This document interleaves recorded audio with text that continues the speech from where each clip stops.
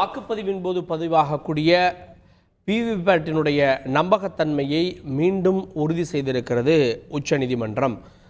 அனைத்து விவிபேட்டுகளையும் எண்ணி சரிபார்க்க வேண்டும் அப்படின்னு பொதுநல வழக்கு தொடுக்கப்பட்டது. இப்போது ஒரு சட்டமன்ற தொகுதிக்கு ரேண்டமாக 5 மிஷின்கள் அப்படின்ற அடிப்படையில் இந்த விவிபேட்டுகள் சரிபார்க்கப்படுகிறது. இதை அனைத்து மிஷின்கள்லையுமே சரிபார்க்கணும். அதாவது ஏறக்குறைய வாக்குப்பதிவு அந்த மிஷின்களில் இருப்பதற்கும் இந்த விவிபேட்டுகளுக்கும் இணைய சரியான நம்பகத்தன்மை இருக்கணும் அப்படின்றதான் இந்த வழக்கினுடைய சாராம்சம். ரெண்டையுமே எண்ணணும் அப்படின்றதான் இந்த வழக்கினுடைய சாராம்சம். இந்த வழக்கில் பரபரப்பாக விசாரணை நடைபெற்ற நிலையில் தற்போது அந்த வழக்கே தள்ளுபடி செய்யப்பட்டிருக்கிறது.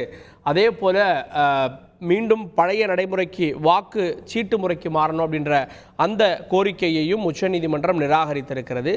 பதிவான வாக்குகளுடைய முழுமையாக எண்ண வேண்டும், முழுமையாக விவிபேட்டுகளோடு சரிபார்க்கணும் அப்படின்ற கோரிக்கையை உச்சநீதிமன்றம் நிராகரித்திருக்கிறது.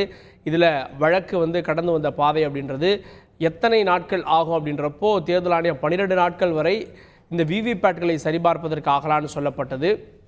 இந்த சூழலில் இது மீண்டும் பழைய நடைமுறைக்கு திரும்புவதாகாதா? ஏற்கனவே வாக்குப்பதிவு எந்திரம் விவிபேட் போன்ற வழக்குகளை உச்சநீதிமன்றம் கையாண்டு ஒவ்வொன்றுக்கும் தீர்ப்பு வழங்கி இருக்கிறது அப்படின்ற விஷயங்களை ஏற்கனவே உச்சநீதிமன்றம் கூறியிருந்தது. எல்லாவற்றையும் சந்தேகக்கண்ணோடு பார்க்கக்கூடாது அப்படின்னும் ஏற்கனவே உச்சநீதிமன்ற நீதிபதிகள் அமர்வு கூறியிருந்தார்கள். இந்த சூழலில் வழக்கானது முடிந்து தீர்ப்பு தள்ளி வைக்கப்பட்டிருந்தது. உச்சநீதிமன்றம் இப்போது அதிரடி உத்தரவாக இந்த வழக்கையே தள்ளுபடி செய்திருக்கிறது. இதன் மூலமாக பழைய நடைமுறையே தொடரப்போகிறது. அதாவது விவிபேட்டுகளில் நீங்கள் பதிவு செய்யக்கூடிய வாக்குகள் யாருக்கு போயிருக்குன்றதை பார்த்து கொள்ளலாம். அந்த விவிபேட்டுகளானது ஒரு சட்டமன்ற தொகுதிக்கு 5 அப்படின்ற அடிப்படையில் ரேண்டமாக எண்ணி சரிபார்க்கப்படும். அவ்வளோதான். அனைத்து விவிபேட்டுகளும் எண்ணப்பட்டு அனைத்தும் மிஷின்களுடைய நம்பருக்கும் இதுக்கும் ஈக்குவலாக இருக்குமா அப்படின்னு சரிபார்க்கப்படாது அப்படின்றது உச்சநீதிமன்றத்தினுடைய இந்த தீர்ப்பின் மூலமாக தெளிவாகிறது.